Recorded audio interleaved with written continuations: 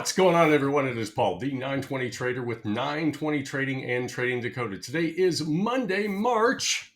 Today's the 11th, 2024, and this is how we traded spot today. Now, today is pre-CPI day, so we expect big moves tomorrow.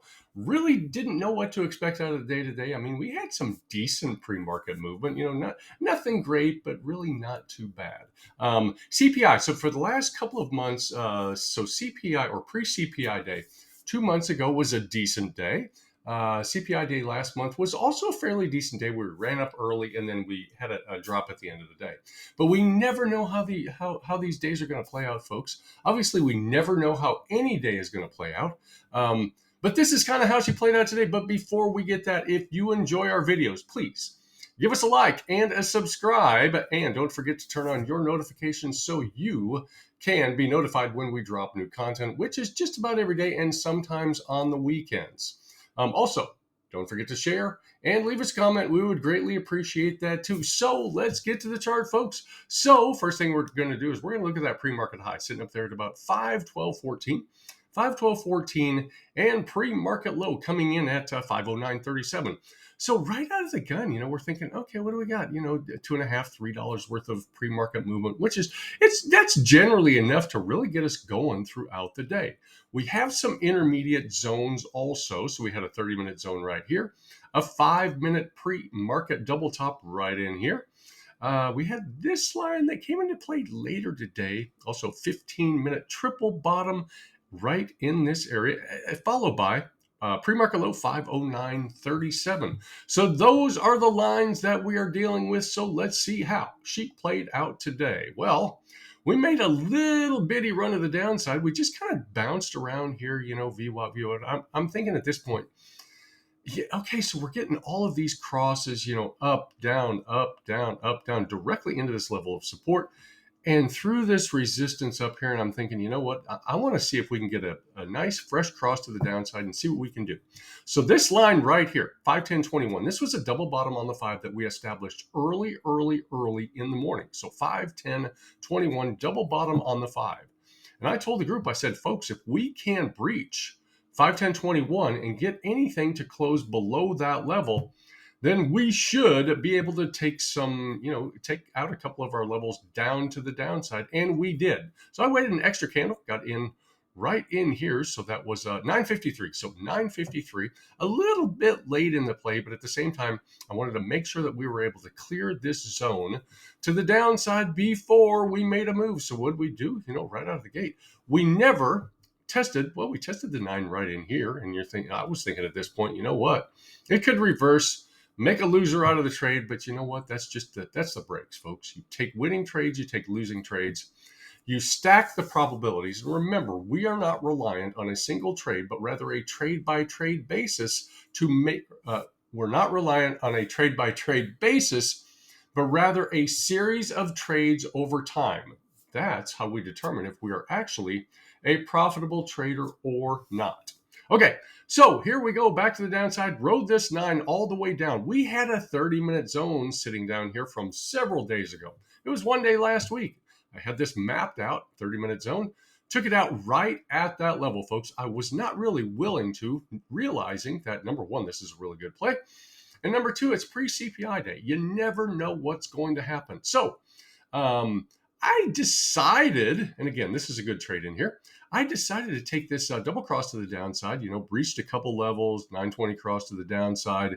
I kind of thought we'd be able to take out this 508.49 again. That'd give me, 50, 60 cent play to the downside, which is a good play. It's a good, solid play. I don't care what you're playing, folks. A 50 or 60 cent move like that, that's a really nice play if you are trading options. It didn't, and guess what? I closed out. I could have taken this double cross to the upside, but I wouldn't have.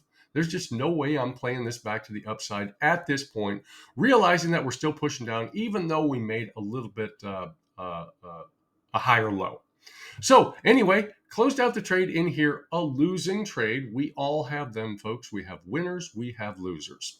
Next play out of the gate. Okay, so it was the next cross to the upside, breached this level again, 15-minute pre-market triple bottom. So When you have a higher time frame, like a 15 or a 30-minute zone, folks, those generally speaking are really, really strong zones, particularly if you have some momentum behind the play. So we made a higher high over here. We made a higher low, and then another higher high followed by a higher low. So we got this cross to the upside, and boom, take it, and there she went. So I was looking at this pre-market double top in here, realizing, you know what?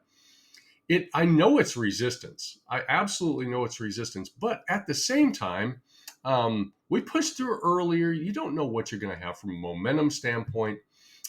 You could make the assumption that we were going to push through here, but I was in this trade in here, and you notice the time, 10:59, and one of the guys said, "Hey, we've got some sort of a pre-inflation report that comes out at 11 o'clock." When he said that, I said, "You know what? I'm getting out of the play."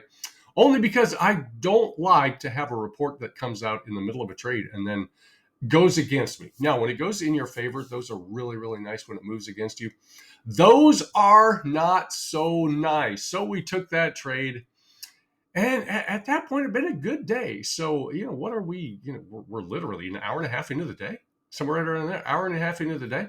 I missed every other play with the exception of the last play of the day. I took a pretty quick scalp. Didn't even write it on my chart yet. There were some well-defined plays in here, folks. There were some well-defined plays. We had this play to the downside. Maybe would have stopped out on this play with a breach to the upside, particularly given the fact that it was bouncing around on VWAP. Took out a couple of levels down in here. Cross to the upside. Again, you could have taken this cross to the upside, or at least once it got past VWAP, you get past VWAP, play VWAP as your stop, and then take it back up and see if you can get up to that 5-minute double top again. It topped out a little bit higher, ran down, ran back up, and then it took out this 30-minute zone, this 511.14 that I had been looking for early. So again, 511.14, we talked about this zone all day long in our trading group, Trading Decoded Discord. So go check it out. Anyway, missed all of these plays. We had some really nice plays. I went to lunch at a certain point. I think I went to lunch right at about 1 o'clock. So it was right in here. I went to lunch, and of course, a beautiful, beautiful, beautiful move to the upside. Here is the safe entry on this particular play. Now, this is what's considered you're jumping the moving averages. This is what is considered, this is almost a double cross. A double cross happens when you open below the 9 and close above the 20. But so here is the good news about this particular play, or would have been, I wasn't in it, was the fact that we closed above, so we opened inside the 9, closed above the 20, and above this 5-minute pre-market double top. Okay, so that gives you your support. So your exposure on a play like this, folks, is literally, what do you got? Just a couple cents, 4 or 5 cents. You have very, very little exposure. In other words, if it goes against you, you know exactly where you're going to close out of the trade. And that would have been a really small loser if it goes against you. But they took out this 30-minute zone. So you're looking at 44 cents. So 44 cents is still a really, really nice play. 44, and it topped out, folks. It ran up. So 57, we're talking about 80 cents on a move. 80-cent move is a really, really super nice move. But again, I was at lunch. I missed the play. I came in somewhere right around in here, and I thought, you know what? I don't know. It's been a good day. It's pre-CPI day. So I'm looking at the chart after the fact and going, you know what? There were some really, really good crosses, both to the upside and the downside. But nevertheless, didn't play anything until we got right here. So I took this candle right here. So it's a double cross to the upside. I need to go ahead and put a smiley face right in here. It's directly below the POC. And took it out. It was a really nice play because, end of the day, you can get really, really, really super, super inexpensive. And I closed out mid candle right in here. And let's put that right there. You can get SPX contracts super, super late. Now, any play that moves against you just a little bit late in the day, folks, you are going to get absolutely destroyed. And they very, very rarely come back. And again, particularly on a day like today, on CPI day or pre-CPI day, we don't know if we can really expect too much out of the move, particularly late in the day. But that's how we did it today, folks. Not going to spend a whole lot of time. I'll spend a lot more time tomorrow on CPI day. But that's how she played out. There were some good plays, but there were some chop zones in here today. Some decent sized candles that took people out of their positions, whether they were long or whether they were short. But there were some decent plays today, primarily or particularly early in the day, folks. We go back to these early day plays, and these were really, really nice plays. Nice play to the downside, couple nice plays to the upside. After that, you really had to be on your game, as you always do. But again, there were some nice, very, very well defined plays throughout the day. But that's how we did it today, folks. That's how SPY played out today against the 920 trading strategy. Now, again, if you do like our videos, please go ahead and like and subscribe. Don't forget to turn on your notifications so you can be notified when we drop new content. Also, leave us a comment. We would greatly appreciate that. Don't forget to share with your friends. Again, we would appreciate that. Now, if you are interested in live trading, so every single day from bell to bell, every single day, we are in our live trading room. We have our own Discord server. It's called Trading Decoded. Please go check that out. We're going to give you that first week for free. Okay? If you like it, great. If you don't like it, we understand that too. If you are interested in the 920 trading strategy, head on over to 920trading.com. That link is also down below, so go check it out.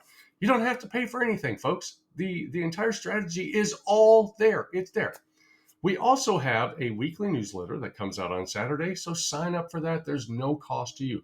The only cost to going to 920trading.com is your time, folks. And as we all know, time is the most precious commodity. So that's how we did today. We appreciate all of you. We hope you had a good day, folks. Hope you had a good day. And we're going to do it again tomorrow. So have a great day. We'll see you all tomorrow, and we'll see you in the markets.